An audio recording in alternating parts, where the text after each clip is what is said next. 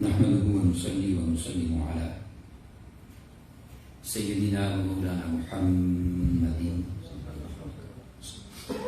رسوله النبي الأمين المكين الحنين الكريم الرؤوف الرحيم. أما بعد، فأعوذ بالله من الشيطان الرجيم.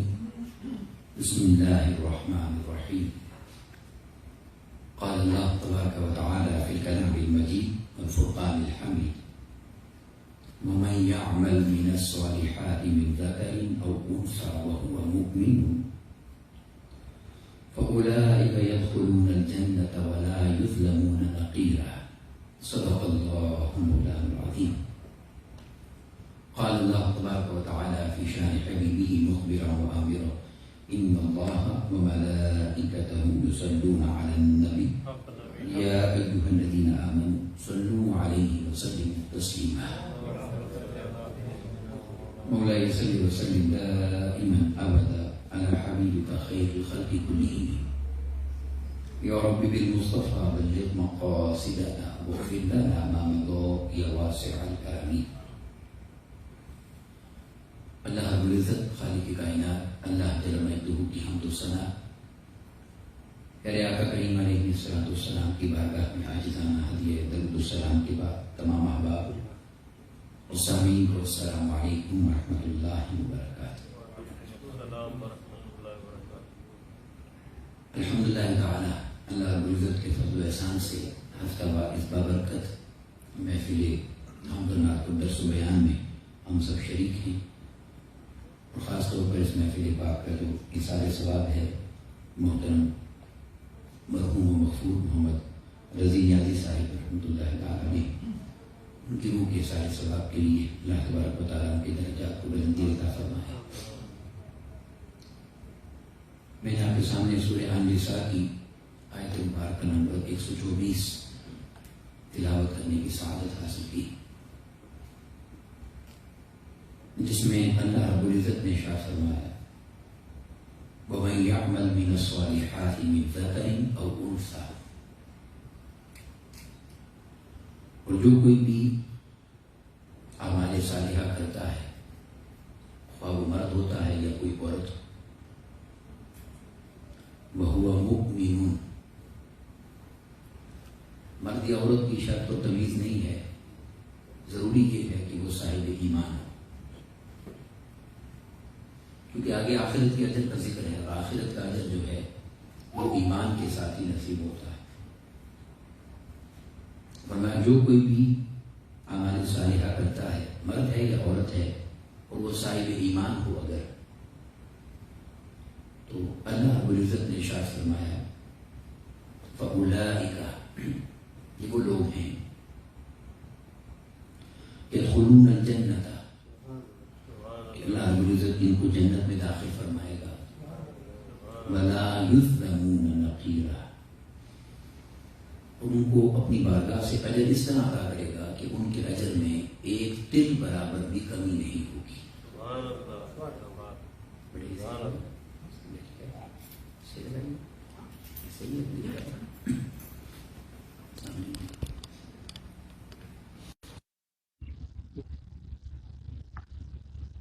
تو جو کوئی بھی اعمال صالحہ کرتا ہے، مرد ہے یا عورت ہے، اور مومن ہوتا ہے، تو اللہ رب العزت نے ارشاد فرمایا کہ اسے جنت میں داخل کیا جائے گا، اور اس کی اجر میں سے ایک تل برابر بھی کمی نہیں کی جائے گی. اور یہی مضمون اللہ رب العزت نے سورہ النحل میں آیت مبارکہ نمبر 97 میں ارشاد فرمایا. وہاں الفاظ یہ ہیں: من عمل صالحا من ذکر او انثى وهو مؤمن، جو کوئی بھی نیک عمل کرتا ہے، مرد ہے یا عورت ہے، اور وہ صاحب ایمان ہوتا ہے، فَلَنُحْيِيَنَّهُ حَيَاةً طَيِّبَةً، وہاں تو یہ ذکر تھا نا کہ اسے جنت مل جاتی ہے، اور اس کے اجر میں ایک تل برابر رتی برابر بھی کمی نہیں ہوتی. اب یہاں بتایا کہ وہ اجر کیا ہے، فرمایا کہ فَلَنُحْيِيَنَّهُ حَيَاةً طَيِّبَةً، تو اس کو ہم اجر یہ عطا کرتے ہیں کہ اسے پاکیزہ زندگی کے ساتھ ہمیشہ زندہ رکھتے ہیں. اسے پاکیزہ زندگی کے ساتھ دائمی زندگی عطا کر دی جاتی ہے۔ وَلَنَجْزِيَنَّهُمْ أَجْرَهُمْ بِأَحْسَنِ مَا كَانُوا يَعْمَلُونَ، اور یہ جو خوبصورت اجر اسے دیا جاتا ہے، یہ اس لیے دیا جاتا ہے کہ وہ ساری زندگی اعمال صالحہ جو کرتا رہتا ہے۔ اب یہاں بہت ساری تفاسیر میں آپ کو اس آیت کریمہ کا ترجمہ یہ ملے گا کہ جو کوئی بھی نیک عمل کرتا ہے، مرد ہے یا عورت ہے، تو ہم اس کی زندگی کو پاکیزہ بنا دیتے ہیں۔ عمومی طور پر یہ ترجمہ ہے، جو اگر انسان تھوڑا غور کرتا ہے، فوکس کرتا ہے، تو زیادہ مناسب نہیں لگتا یہ ترجمہ۔ میں آپ کو سمجھانا چاہتا ہوں بات، آپ پوچھیں وہ کیسے؟ تو وہ اس لیے کہ دیکھیں، اگر کوئی شخص مومن ہے اور وہ اعمال صالحہ کرتا ہے، اس کی زندگی میں اعمال صالحہ ہیں، تو کیا اس کی زندگی پاکیزہ ہے یا نہیں ہے؟ بولیں، وہ اچھی پاک زندگی گزار رہا ہے نا، صاف زندگی، تو جو یعنی وہ زندگی گزار رہا ہے، یہ تو اس کا اجر بنتا ہی نہیں ہے، وہ تو آلریڈی وہی زندگی لائف گزار رہا ہے۔ تو اجر یہ ہے کہ یہ 40 50 60 سال کی جو زندگی ہے، اگر اسے تم اعمال صالحہ کے ساتھ اچھا پاک صاف کر کے گزار لو، تو وہ جو لمحہ موت آنا ہے، جو اس جہاں سے تمہیں اس حقیقی جہاں میں لے جائے گا، تو پھر ہم تمہیں یہ اجر دیں گے کہ وہ 40 50 سال تم نے جو پاکیزہ گزارے تھے نا، تو اس سے بڑھ کر پاکیزہ زندگی ہمیشہ کے لیے تمہیں عطا کر دیں گے۔ اب یہاں پر میں آپ کو ایک لمحہ کے لیے روکنا چاہتا ہوں۔ اب دیکھیں، اللہ رب العزت نے جس موت کا ذکر فرمایا ہے نا، بڑی توجہ سے یہ بات سمجھنے والی ہے۔ اس کو اللہ رب العزت نے جو الفاظ بیان فرمائے ہیں موت کا تذکرہ کرتے ہوئے، وہ بہت قابل توجہ ہیں۔ معروف آیت کریمہ ہے قرآن مجید میں، بارہا آیا، کل نفس ذائقۃ الموت، ہر نفس، ہر جان جو دنیا میں آئی ہے، اس نے موت کا ذائقہ چکھنا ہے۔ اب دیکھیں، اللہ رب العزت نے لفظ موت اور مضمون جو موت کا بیان فرمایا، تو اس موت کے لیے اللہ رب العزت نے ذائقہ کا لفظ استعمال فرمایا۔ اب ذائقہ عربی زبان کا لفظ ہے، مگر ہم اردو میں بولتے ہیں اس کو ذائقہ کہتے ہیں، ٹیسٹ کو۔ کوئی بھی چیز جو انسان کھاتا ہے یا پیتا ہے تو اس کا ٹیسٹ ہوتا ہے۔ اب اس آیت کریمہ کا پیغام سمجھنے کے لیے میں آپ سے سوال کرتا ہوں، جس دنیا میں میں اور آپ رہ رہے ہیں، کیا اس دنیا میں کھانے پینے کے لیے ایک ہی ٹیسٹ ہے؟ بولیں، بے شمار ٹیسٹ ہے نا۔ کچھ چیزیں میٹھی ہوتی ہیں، کچھ چیزیں زیادہ میٹھی ہوتی ہیں، کچھ ملی جلی ہوتی ہیں، نمکین میٹھی ہوتی ہیں، کچھ نمکین ہوتی ہیں، کچھ کڑوی ہوتی ہیں، کچھ ترش ہوتی ہیں۔ تو بے شمار ذائقے ہیں، بے شمار ذائقے ہیں دنیا کے اندر۔ تو اللہ رب العزت نے جو لفظ موت بیان فرمایا ہے نا، اور اس کو ذائقے کے ساتھ تشبیہ دے کے ہمیں بیان کیا ہے، تو یہ ایک کھلا مضمون ہے سمجھنے کے لیے ہر شخص کے لیے کہ موت تو تمہیں آنی ہے، ہر شخص کو آنی ہے۔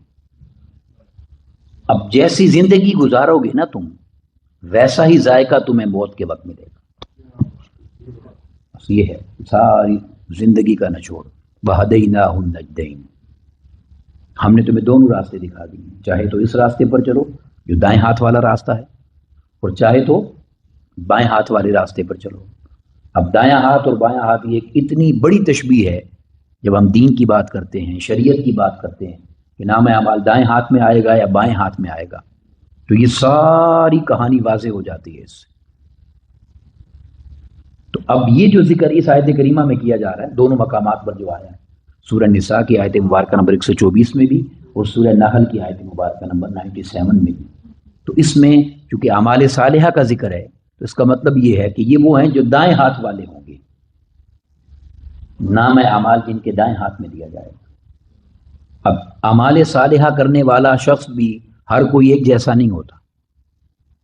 جیسے کچھ لوگ ہیں جو 5 وقت کی نماز ادا کرتے ہیں، زکوٰۃ ادا کرتے ہیں، حج کرتے ہیں اگر ان پر حج لازم ہے، وہ رمضان کے روزے رکھتے ہیں، سچ بولتے ہیں، حلال حرام کی تمیز کرتے ہیں، یعنی بیلنس لائف گزارتے ہیں جس کا احکامات ہیں۔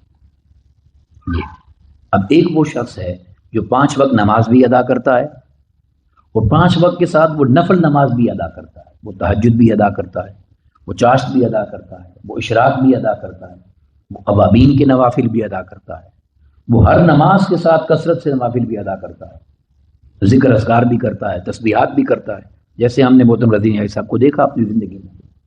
تو ایک وہ شخص جو اپنے فرائض کو ادا کر رہا ہے وہ، اور ایک جو فرائض سے بڑھ کر اپنے نوافل کو بھی ادا کرتا ہے اور کثرت سے نیک اعمال کرتا ہے، تو ان دونوں کو ایک جیسا ٹیسٹ تو نہیں ملے گا موت کے وقت۔ یعنی اس سے اپنے اعمال کی ادائیگی کے بدلے میں جو زندگی اچھی گزار گیا اس سے میٹھا اجر مل جائے گا، میٹھا شربت مل جائے گا جام موت کے وقت، اور جو کثرت کے ساتھ نیک عمل کرنے والا ہے اس سے پھر اللہ رب العزت چاہے تو اسی جہاں میں جنت کے یعنی جاموں سے جام پلا دے۔ اس لیے تو آقا علیہ السلام نے ارشاد فرمایا کہ اس موت کو چونکہ اللہ نے ذائقہ کہہ دیا ہے نا، تو میں اب اس ذائقے کی ایک اور حقیقت تمہارے سامنے بیان کر دوں جو آقا علیہ السلام نے بیان فرمایا۔ فرمایا اگر تم جاننا چاہتے ہو کہ موت کیا ہے تو فرمایا الموت تحفۃ المؤمن، یہ ایک مومن کے لیے تحفہ ہے، گفٹ ہے، مگر شرط پیچھے کیا ہے؟ مومن کے لیے۔ اگر شخص کوئی اس دنیا سے حالت ایمان میں چلا جاتا ہے تو اس کے لیے موت کا فرمایا کہ اس کے لیے تحفہ ہے، گفٹ ہے۔ تو جس طرح قرآن کے لفظ ذائقہ کی تشریح بڑی ہے نا، اسی طرح گفٹ کی تشریح بھی بڑی ہے۔ گفٹ بھی ہر کسی کو ایک جیسا نہیں دیا جاتا، جو اللہ کے جتنے قریب ہوتا ہے اسے وہ اتنا ہی خوبصورت تحفہ موت کے وقت عطا فرماتا ہے، اس کی موت ایسی ہی ہو جاتی ہے۔ تو یہ مضمون ایسا ہے کہ اللہ رب العزت نے یہاں پر یعنی مومن کو آخرت کے اجر پر توجہ دلانے کے لیے واضح پیغام دے دیا ہے۔ اگر تم چاہتے ہو کہ تمہاری حیات کو خوبصورت کر دیا جائے اور بہترین بنا دیا جائے، آخرت کی جو اصل حیات ہے، تو پھر تمہیں زندگی اعمال صالحہ میں بسر کرنی ہوگی، اعمال صالحہ زندگی میں اپنانے ہوں گے۔ پھر تم دیکھو اب تم کرو گے اپنی زندگی حیثیت توفیق کے مطابق، مگر جب تمہیں اجر ملے گا تو وہ اس کی شان کے مطابق ملے گا کہ جس کا کوئی تصور بھی انسان نہیں کر سکتا۔ اب اس بات کو میں جب بیان کرتا ہوں تو میرے ذہن میں ایک مثال آ رہی ہے جو میں اس مضمون کو سمجھنے میں بڑی مدد دیتی ہے۔ اب دیکھیں یہ جو موت کا سفر ہے جس کی طرف ہر لمحہ ہماری زندگی کا ہمیں موت کے قریب کر رہا ہے، موت کے قریب جا رہے ہیں ہم، ہر لمحہ موت کے قریب، زندگی یعنی موت کی طرف ہی بڑھ رہی ہے، اس کی طرف ہم نے جانا ہے۔ تو میں آپ کو ایک اتنی خوبصورت مثال عرض کرنا چاہتا ہوں، اگر اس مثال کو میں اور آپ سمجھ لیں تو بہت سارا اللہ کا کرم ہو اور ہمیں رائے ہدایت نصیب ہو جائے۔ دیکھیں گے جو انسان جسے اللہ نے پیدا فرمایا ہے، ہم انسان جو بھی ہے سب انسان، اس انسان کو اللہ رب العزت نے 2 چیزوں کا مجموعہ بنایا ہے۔ کچھ مفسرین نے 3 چیزیں بھی لکھی ہیں، میں وہ بھی عرض کرتا ہوں، مگر بنیادی طور پر 2 چیزوں کا جمع جب ہوتا ہے تو انسان بنتا ہے، اور وہ 2 چیزیں کیا ہیں؟ سادہ سے نام اس کا ایک جسم ہے، یہ جو باڈی ہے، اور ایک روح ہے۔ یہ دونوں چیزیں جمع ہوتی ہیں، جیسے آدم علیہ السلام کے لیے بنایا فَإِذَا سَوَّيْتُهُ وَنَفَخْتُ فِيهِ مِن رُوحِي، جب جسم بنا دیا جائے اور روح پھونک دوں میں اس میں اپنی، فَقَعُوا لَهُ سَاجِدِينَ، پھر تم اس کو سجدہ کرنا۔ جسم اور روح یہ 2 چیزیں ہیں، تو چونکہ میں نے 3 کا کہا تو کچھ نے قلب کا ذکر کیا کہ وہ تیسری ہے، مگر کچھ نے کہا وہ قلب روح کے تابع ہے، روح کے ساتھ ہے، ایک ہی بات ہے۔ بس ان 2 چیزوں پہ فوکس کریں، جسم اور روح۔ تو جسم جو ہے ہم سب جانتے ہیں کس چیز سے بنا ہے، صرف مٹی سے نہیں، قرآن مجید نے اس کو بدبودار مٹی کہا ہے، سیاہ گارا، صرف مٹی نہیں ہے، اب میں آیات ساری کوڈ نہیں کر رہا، صرف مٹی نہیں، بدبودار سیاہ گارے سے بنایا، یہ جسم کی حقیقت۔ اور روح کی حقیقت کیا ہے؟ فرمایا روح کے لیے صرف اتنا کہا وَيَسْأَلُونَكَ عَنِ الرُّوحِ، اے محبوب صلی اللہ علیہ وسلم جب یہ آپ سے پوچھیں کہ روح کیا ہے، قُلِ الرُّوحُ مِنْ أَمْرِ رَبِّي، ان کو بتا دو، تمہیں کیا سمجھ آئے گی؟ روح اللہ کا امر ہے۔ کیا ہے؟ بولیں، اللہ کا امر۔ اب یہ جو مٹی ہے نا، مٹی یہ تو اس زمین پہ ہم سب دیکھتے ہیں، وہی زمین مٹی ہے، اس مٹی میں مٹی کے مختلف کلر بھی ہیں، مگر جب بارش ہو جائے یا گارا ہو جائے یا گندا پانی کھڑا ہو جائے تو اس مٹی میں جو اسمیل آتی ہے، تو ذرا تصور کریں نا کہ فرمایا اس سے انسان کو بنایا ہے۔ ایک مثال میں دے رہا ہوں، تو یہ ہے جسم کی حقیقت، اور روح کے لیے فرمایا کہ یہ میرا امر ہے، اللہ کا امر ہے۔ تو دونوں جدا چیزیں ہو گئی نا، زمین یہ مٹی یہاں پڑی ہے، اور اللہ کا امر تو اس کی بارگاہ سے جڑا ہوا ہے، وہ خود ہے، اس کی شان ہے۔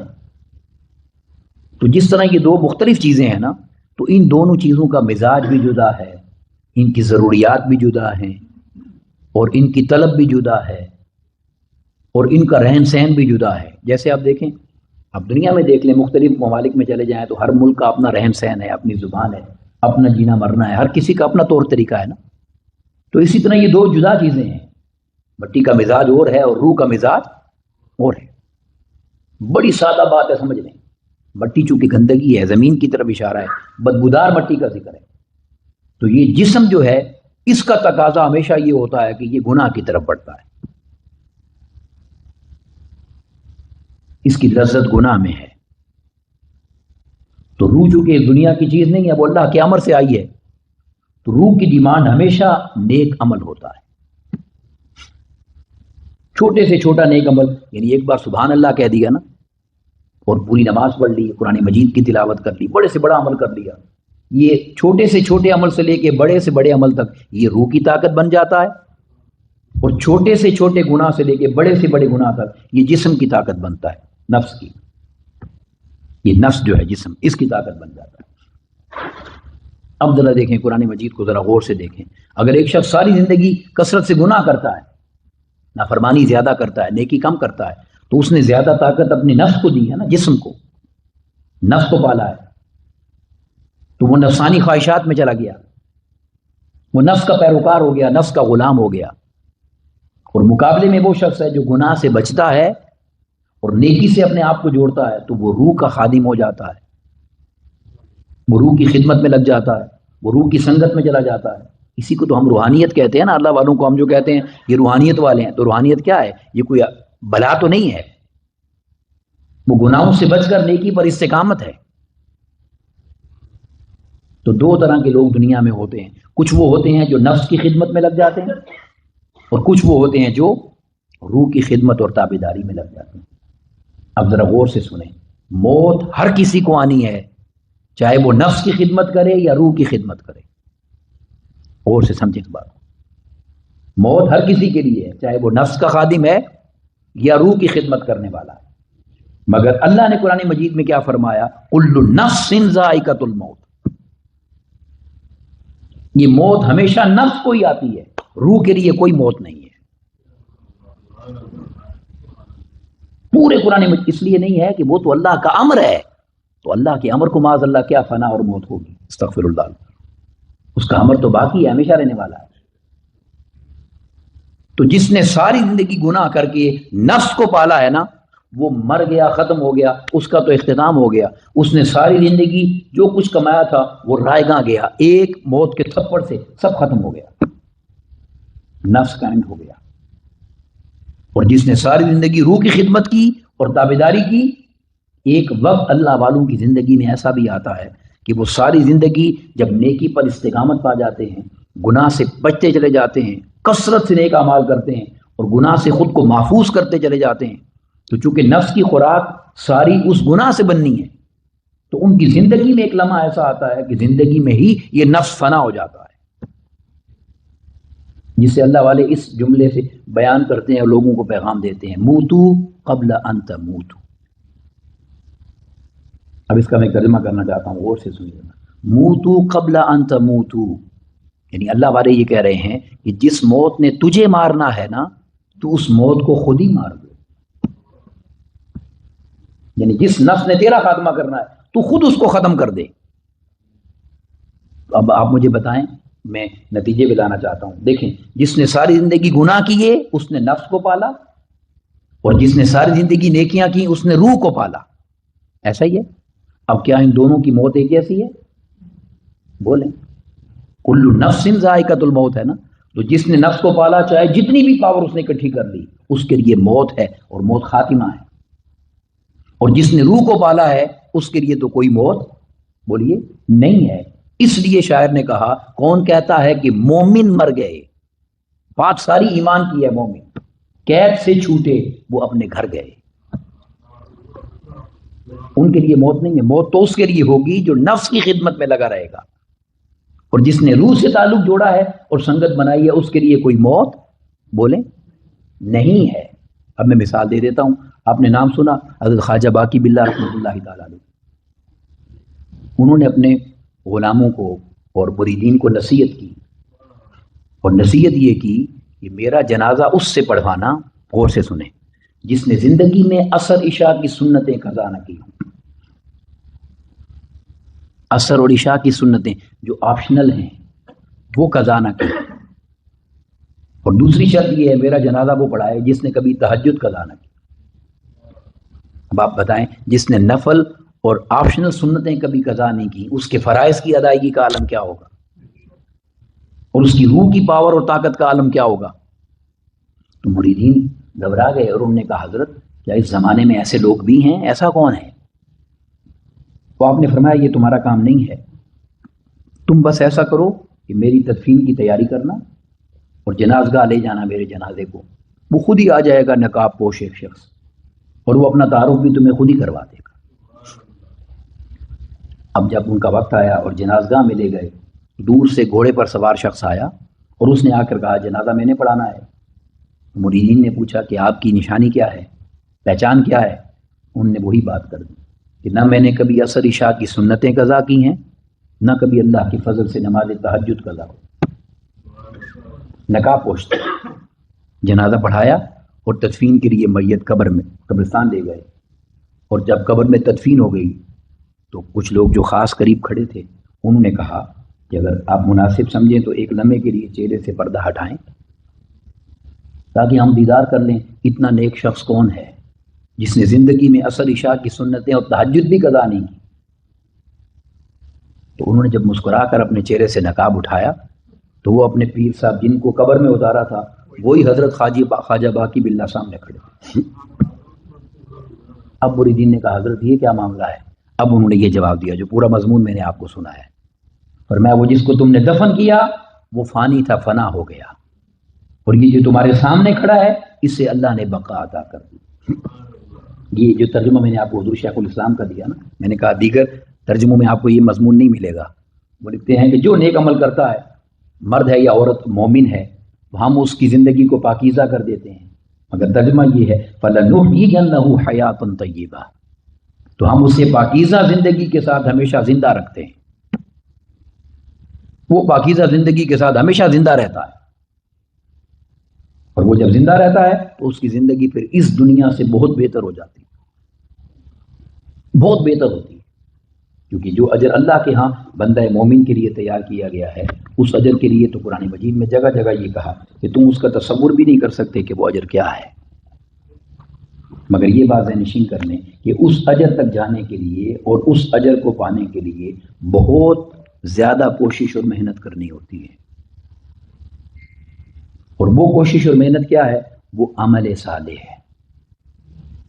اب دیکھیں قرآن مجید میں جہاں بھی ایمان کا ذکر آیا تو کثرت کے ساتھ، چند مقامات کو چھوڑ دیں تو آمنو کے بعد عملوا الصالحات ہے. آمنو و عملوا الصالحات جگہ جگہ قرآن مجید میں آپ کو ملے گا. اس کا مطلب کیا ہے؟ مطلب یہ ہے کہ اصل ایمان والا ہے ہی وہ ہو جس کی زندگی میں عمل صالح آ جاتا ہے. اب اس پورے مضمون پر میں دو احادیث بڑا میں نے تلاش کیا اور دیکھا کوئی نئی چیز آپ کے سامنے پیش کرنے کے لیے. تو بڑی خوبصورت حدیث ہے. اسے حضرت ابو یعلا نے بیان فرمایا، ابن خزیمہ نے بیان فرمایا، امام طبرانی نے بیان کیا. حضرت عبداللہ ابن عباس رضی اللہ تعالیٰ عنہ روایت کرتے ہیں آقا علیہ السلام سے. ابھی عمل صالح کی بات ہے نا تو ذرا سنیے.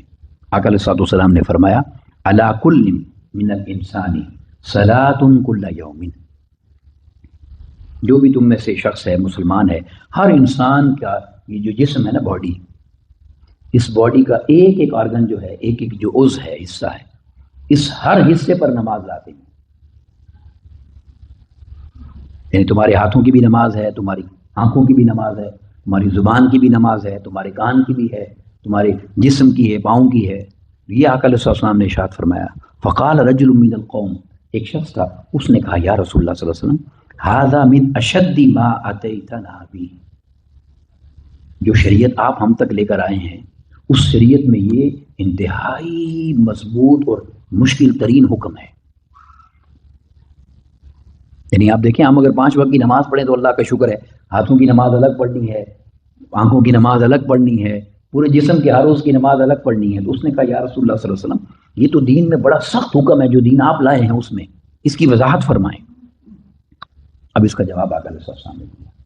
آقا علیہ السلام نے فرمایا قال امرک بالمعروف بل ونہیک عن المنکر الصلاۃ. اگر تم نیکی کی دعوت دیتے ہو تو یہ تمہاری نماز ہے. اب نماز سے مراد یہاں نیکی ہے. اگر تم برائی سے روکتے ہو تو یہ بھی تمہاری نماز ہے. ہم ایک شخص وہ ہے نا جو خود کر رہا ہے نیکی، اور ایک وہ ہے جو لوگوں کو بھی بتا رہا ہے. وہی میں نے آپ کو کہا نا، اجر بدل جائے گا نا جتنی محنت ہوگی. تو آقا علیہ السلام نے فرمایا یہ تمہاری نماز ہے. پھر فرمایا اب حملک علی الضعیف فی الصلاۃ. آقا علیہ السلام نے فرمایا کسی کمزور ضرورت مند کی اگر مدد کرتے ہو تو یہ بھی تمہاری نماز اور صلاۃ ہے. پھر فرمایا وانحاؤک القدر عن الطریق الصلاۃ. اگر راستے سے کوئی تکلیف دہ چیز ہٹا دیتے ہو یہ بھی تمہاری نماز ہے. اور پھر فرمایا وکل خطوۃ تخطوها الی الصلاۃ الصلاۃ. اور ہر وہ قدم جو تم نماز کے لیے اٹھاتے ہو تمہارا ہر وہ قدم بھی نماز نیکی ہے. اب اس کا مفہوم مخالف بھی ہے سمجھنے والا، کہ اگر نیکی کی دعوت دے رہے ہو تو وہ نیکی ہے، نماز ہے، اور معاذ اللہ گناہ کی طرف لے کر جا رہے ہو تو وہ بھی گناہ ہے، برائی ہے. کسی کمزور کی مدد کر رہے ہو تو یہ تمہاری نیکی ہے، اور اس کمزور کو اور رسوا کر رہے ہو اور اس کے لیے اور مشکلات بنا رہے ہو تو یہ گناہ ہے. کسی کے راستے سے تکلیفیں ہٹا رہے ہو تو یہ نیکی ہے، اور کسی کے راستے میں تکلیفیں کھڑی کر رہے ہو یہ گناہ ہے، یہ عذاب ہے، یہ وبال ہے. اور نماز کے لیے اگر قدم اٹھا کر چلتے ہو تو ہر قدم نیکی اور نماز ہے. اسی طرح اگر معاذ اللہ برائی کے لیے قدم اٹھاتے ہو اور چلتے ہو تو ہر قدم بھی برائی اور گناہ بنے گا. تو فرمایا یہ وہ نماز ہے جو تمہارے ہر جسم کی نماز، جسم کے ہر عضو کی نماز. اور دوسری حدیث پاک، اس حدیث پاک کو حضرت حذیفہ رضی اللہ تعالیٰ نے روایت کیا. اس کو بڑی توجہ سے سنیے گا. آپ نے بیان کیا، آقا علیہ السلام نے فرمایا الاسلام ثمانیۃ اسہم. یاد رکھ لو جو اسلام میں تم تک لے کر آیا ہوں اس کے 8 حصے ہیں. اس کے 8 حصے ہیں. الصلاۃ سہم، ایک حصہ اس کا ہے نماز. والزکوٰۃ سہم، ایک حصہ ہے اس کا زکوٰۃ. والجہاد سہم، اور دین کے لیے کوشش محنت جہاد کرنا یہ اس کا ایک حصہ ہے. والحج سہم، اور ایک حصہ اس کا حج ہے.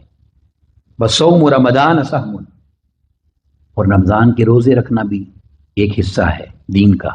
والامر بالمعروف سہم، اور نیکی کی دعوت دینا یہ بھی ایک حصہ ہے. والنہی عن المنکر سہم، اور برائی سے روکنا اور منع کرنا یہ بھی ایک حصہ ہے. یہ 8 حصے بیان کر کے اب آقا علیہ السلام نے فرمایا وقد خاب من لا سہم لہ، اور وہ ناکام ہو گیا جو ان حصوں سے حصے پا کر اپنے اسلام کو کامل نہ کر سکا. تو نماز بھی بیان کر دی، روزہ بھی بیان کر دیا، حج بھی بیان کر دیا، زکوٰۃ بھی بیان کر دی، نیکی کی دعوت دینا بھی بیان کر دیا، برائی سے منع کرنا بھی بیان فرما دیا آقا علیہ السلام نے. تو یعنی یہ وہ سارے حصے ہیں کہ جو اکٹھے ہو جائیں تو دین کامل ہو جاتا ہے، دین کے 8 حصے پورے ہو جاتے ہیں. اب ہر شخص یہ جانتا ہے کہ وہ ان 8 حصوں میں سے کتنوں پر عمل کر رہا ہے. کمزوری کو دور کرنے کی ضرورت ہے نا، ہم کتنوں پہ عمل کر رہے ہیں. تو جو جتنا بھی عمل کر رہا ہے، جیسے پیپر ہوتا ہے نا 8 سوال ہیں، تو آپ نے جتنے سوال حل کیے اسی میں سے نمبر ملیں گے نا. اور وہ سوال کس کنڈیشن کا حل کیا ہے پھر اتنے ہی نمبر آئیں گے. یعنی یہ 8 حصے جو دین کے عطا کر دیے گئے ہیں ان 8 حصوں کو جتنا بھی کوئی اچھے انداز سے ادا کرتا چلا جائے گا اتنا ہی وہ اپ گریڈ ہوتا چلا جائے گا، اتنا ہی اللہ کی بارگاہ میں اپ گریڈ ہوتا چلا جائے گا۔ اور حتیٰ کہ آقا علیہ السلام نے ارشاد فرمایا کہ دیکھیں تہجد کے حوالے سے فرمایا آقا علیہ السلام نے کہ جو شخص تہجد باقاعدگی سے ادا کرتا ہے رات کو اٹھ کر اللہ کی عبادت، تو دن میں تو کرے گا نا وہ شخص، تو فرمایا جو یعنی تہجد کا عادی اور پابند ہو جاتا ہے اسے اللہ رب العزت قیامت کے دن بلا حساب جنت میں داخل فرما دے۔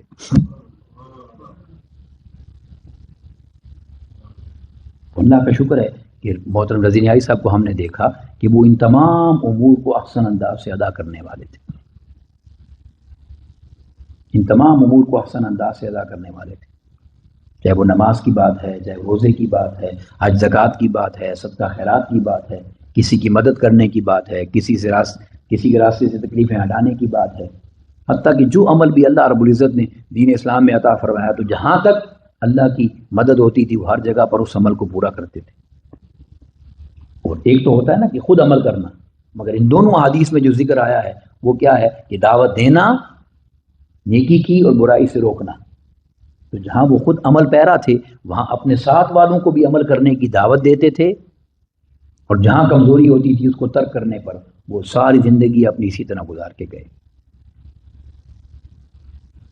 تو یاد رکھ لیں یہ جو زندگی ہے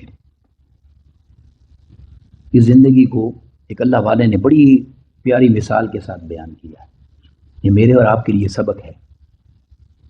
ایک اللہ والے تھے، ان سے ایک نوجوان نے پوچھا کہ مجھے زندگی کی حقیقت بتائیں اور نصیحت کریں، تو آپ نے فرمایا بیٹا زندگی 3 دن کی ہے۔ کیا ہے؟ زندگی 3 دن کی۔ فرمایا 3 دنوں میں سے ایک ماضی ہے، وہ تمہارے ہاتھ میں نہیں ہے، گیا وقت گزر گیا، اور ایک مستقبل ہے وہ بھی تمہارے ہاتھ میں نہیں ہے، پیچھے رہ جاتا ہے حال، بس یہی تمہارے ہاتھ میں ہے۔ تو نصیحت کیا کی؟ بڑی خوبصورت بات کہ اپنے کل پر پشیمانی کرو جو نکل گیا ہاتھ سے، اور جو آنے والا ہے اس کے لیے تیاری کرو۔ جو گزر گیا اس پر پشیمانی ہو، جو غلطیاں ہیں، کمزوریاں ہیں، گناہ ہیں، اس پر اللہ سے معافی ہو، اور جو آنے والا دن ہے اس کے لیے تیاری ہو۔ تو اگر اس طرح زندگی گزار لو گے تو تمہیں اللہ اپنی بارگاہ سے اجر عظیم عطا کر دے گا۔